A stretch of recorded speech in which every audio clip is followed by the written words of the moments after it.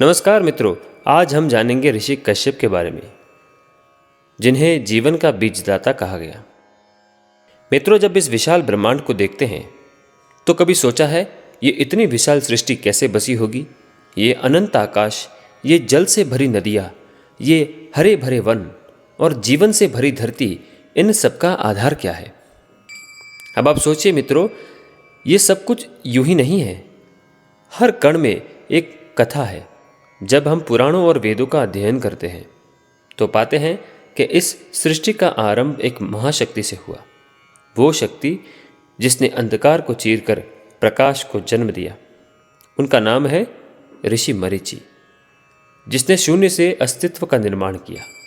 ये वो शक्ति है जो सृजन और संहार दोनों की आधारशिला है। परंतु जब सृष्टि का निर्माण हुआ तो सवाल उठा, इस ब्रह्मांड में जीवन का संचार कैसे होगा? किसके माध्यम से ये धरती, ये आकाश, ये महासागर जीवन से भरेंगे? यहीं पर आता है एक महान ऋषि का नाम, ऋषि कश्यप, जो ऋषि मरीचि के पुत्र थे। कश्यप ऋषि एक ऐसा नाम जो केवल एक साधारण तपस्वी नहीं थे, बल्कि जीवन का बीजदाता बने। वो महर्षि जिनके माध्यम से इस पूरी सृष्टि में जीवन का संचार हुआ, और उनका योगदान इतना महान है कि उन्हें केवल एक ऋषि कहना उनके महत्व को कम आंकना होगा। आप सोचिए मित्रों, एक ऐसा ऋषि जो अकेले ही पूरे ब्रह्मांड के जीवन का पिता बन गया। ऋषि कश्यप की 13 पत्नियां थी, जो दक्ष प्रजापति की पुत्रियां थी। हर एक पत्नी एक संपूर्ण वंश को जन्म देने वाली थी। सोचिए कितना विराट था ये सृष्टि का संकल्प। प्रजापति दक्ष की कुल 84 पुत्रियां थी, जो उन्हें उनकी 2 पत्नियों से प्राप्त हुए। प्रजापति दक्ष की 2 पत्नियां, जिनका नाम प्रसूति और वीरणी है। प्रसूति से प्रजापति दक्ष 24 कन्याओं के पिता बने और वीरणी से 60 पुत्रियों के पिता बने। विष्णु पुराण के अनुसार इन्हीं 84 पुत्रियों में से 13 पुत्रियों का विवाह ऋषि कश्यप से हुआ, जिनके नाम है अदिति, दिति, दनु, अरिष्टा, सुरसा, सुरभि, विनिता, ताम्रा, क्रोधवशा, इरा, खसा, कद्रु और मुनि।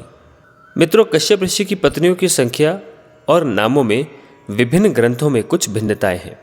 अधिकतर प्रमुख पुराण 13 पत्नियों का ही उल्लेख करते हैं। कुछ अन्य पुराण और पौराणिक स्रोतों में 21 तक की संख्या मिलती है, लेकिन यह बहुत प्रचलित नहीं है। वेदों में स्पष्ट रूप से 21 पत्नियों का उल्लेख नहीं मिलता। अधिक विश्वसनीय और प्रामाणिक जानकारी विष्णु पुराण और भगवत पुराण से मिलती है, जो 13 पत्नियों का समर्थन करते हैं, जो विष्णु पुराण प्रथम अंश अध्याय 15 में वर्णित है। इन सभी से जन्मे वो वंश जिन्होंने इस दुनिया को जीवन शक्ति और विविधता से भर दिया। देवता, दैत्य, असुर, नाग, यक्ष, गंधर्व, किन्नर, मानव, पशु, पक्षी और जलचर। अब आप सोचिए मित्रों, आज जो सूरज, चांद, सितारे, जो नदियाँ, पर्वत, सागर और जीवन के विविध रूप है, इन सब का बीज ऋषि कश्यप है। इसलिए कश्यप ऋषि को सिर्फ एक ऋषि कहना मानवता के साथ अन्याय होगा। वो इस ब्रह्मांड के वो बीजदाता थे जिन्होंने प्रकृति और जीवन के बीच का सेतु रचा। उनका कार्य था धरा पर संतुलन बनाना, जीवन के हर रूप को उनके धर्म और स्वभाव के अनुसार एक सशक्त पहचान देना। आज जो भी जीव इस धरती पर है, चाहे वो देवता हो या दैत्य, पक्षी हो या नाग, मानव हो या पशु, उन सब की जड़ में ऋषि कश्यप का ही आशीर्वाद और दृष्टि छुपी है। इसलिए मित्रों, जब आप आसमान में उड़ते हुए पक्षी को देखें या गगन में चमकते सितारों को, तो याद रखना ये सब उसी एक ऋषि की संतान है, ऋषि कश्यप।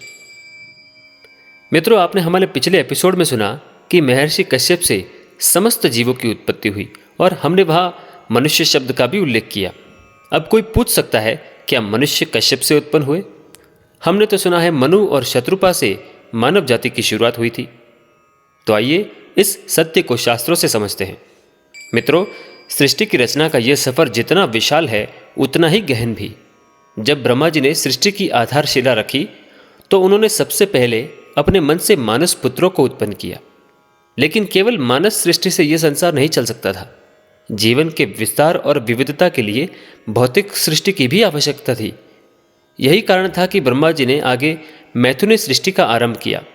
मैथुने सृष्टि का अर्थ है जो नर और नारी के संयोग से जीवन को जन्म दे सके। इसी उद्देश्य से ब्रह्मा जी ने प्रथम पुरुष और प्रथम नारी का सृजन किया, स्वयंभुव मनु और शत्रुपा। स्वयंभुव मनु, जिनका नाम ही बताता है कि वे स्वयं से उत्पन्न है, अर्थात स्वयंभुव, ये मानव जाति के आदि पुरुष बने। इनसे ही मनुष्य शब्द की उत्पत्ति हुई, जो मैथुन सृष्टि के आधार स्तंभ थे। और शत्रुपा, जो 100 रूपों वाली थी, जिनसे जीवन का विस्तार हो सके, इनका निर्माण भी मैथुन सृष्टि के लिए किया गया, ताकि सृष्टि केवल मानसिक नहीं बल्कि भौतिक रूप से भी बढ़ सके।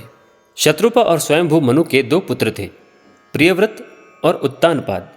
इनके अलावा इनकी 3 पुत्रियां भी थी, आकुति, देवहूति और प्रसूति। इन्हीं 3 पुत्रियों में से प्रसूति का विवाह प्रजापति दक्ष से हुआ। इन्हीं प्रथम युगल से मानवता की यात्रा शुरू हुई, जिन्होंने सृष्टि के विविध रंगों को जन्म दिया। तो मित्रों, अगली बार जब हम मानवता के विकास की बात करेंगे तो याद रखना कि यह यात्रा केवल मानसिक कल्पना से नहीं बल्कि वास्तविक जीवन से शुरू हुई, स्वयंभुव मनु और शत्रुपा से। आइए अब इस सृष्टि की गहरी कहानियों में और भी आगे बढ़ते हैं। श्रीमद् भगवत स्कंद 3 और मनुस्मृति के अनुसार स्वयंभू मनु और शत्रुपा से मानव जाति की शुरुआत हुई। इन्हीं से मनुष्य शब्द बना, परंतु विष्णु पुराण और अन्य पुराणों में कहा गया है कि कश्यप ऋषि से समस्त प्रजा उत्पन्न हुई, जिसमें देव, दैत्य, गंधर्व, नाग, पशु, पक्षी और कई मानव रूपों की शाखाएं भी शामिल थी।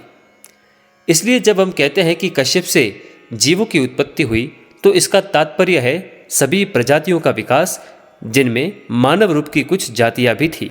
परंतु जो मुख्य मानव जाति यानी हम और आप जैसे मनुष्य है, उनकी उत्पत्ति स्वयंभुव मनु और शत्रुपा से हुई। दोनों कथन सत्य है, बस संदर्भ अलग है। हमारा मकसद है सिर्फ सच को सामने लाना, और ये तभी हो सकता है जब किसी भी बात पर अगर कोई शक या सवाल हो तो हम उसका जवाब उसी के असली और पुराने स्रोतों से ढूंढें और समझें। तभी हम सच्चाई को सही रूप से जान पाएंगे और समझ पाएंगे। इसी से हमें समझ आता है कि संसार का हर जीव आपस में जुड़ा हुआ है, ना कोई छोटा ना कोई बड़ा। सब एक ही मूल से निकले, सब एक ही परिवार के अंग है। और यही समझ हमें इस सृष्टि के हर जीव के प्रति आदर, करुणा और संयम सिखाती है। कश्यप ऋषि, जीवन के आदि कवि, उनकी ये गाथा आज भी हर जीव के भीतर गूंज रही है। मित्रों, अगली कड़ी में हम जानेंगे उन संतानों का संघर्ष और उनके कर्मों की वो अद्भुत यात्रा जिसने अंत में महाभारत जैसे महाकाव्य को जन्म दिया। जुड़े रहिए मेरे साथ सत्य और कर्म के इस सफर में, जहां हम सत्य को जानेंगे और अपने कर्मों को श्रेष्ठ बनाएंगे। जय श्री कृष्ण।